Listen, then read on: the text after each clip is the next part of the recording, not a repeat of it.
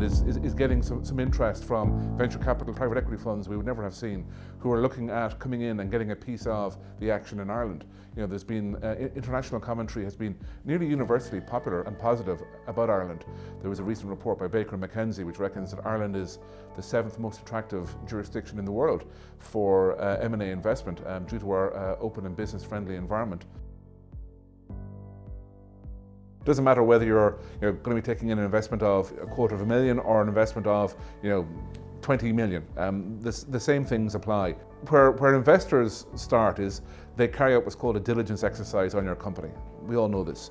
They look at the company and they work out, where is the value? Is there value there? Are the risks associated with the company? And they want to underpin and confirm that their impression of the company are correct. To satisfy an investor, you have to have the information prepared, ready, understandable, digestible. There's a phrase I use which is data room on a stick. Like, you have to have at all times all your fundamentally important information available for an investor. The importance of a good shareholders agreement shouldn't be underestimated, because an investor coming in, that document is essentially their route map to ensuring that the investment happens.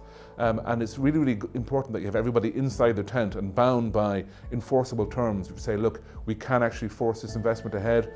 We can actually get this investment to happen. I have a lot of clients, particularly in the tech sector, and I love those guys, but I love the phrase, they throw options around like snuff at a wake.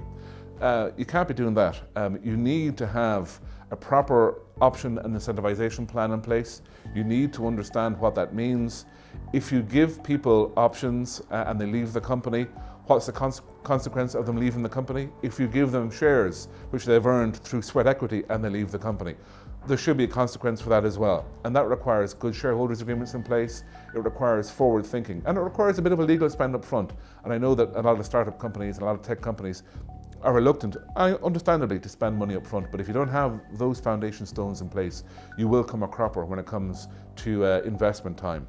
Other things to think about when you're getting investment ready is what's actually important to you. What's your end plan? Is it trade sale within 3 years, take the cash and retire to Antigua? Is it grow the business through investment to a stage where you can move the business to the US and become global? Is it an IPO down the road? Because each of those plans has a different glide path and profile, and it's got a different cost in terms of time and equity as well. And you have to understand that taking an investment is going to result in your equity in the company being diluted. So it's really important that you fully understand that and have a plan for how you're going to be diluted and what's actually acceptable over what period.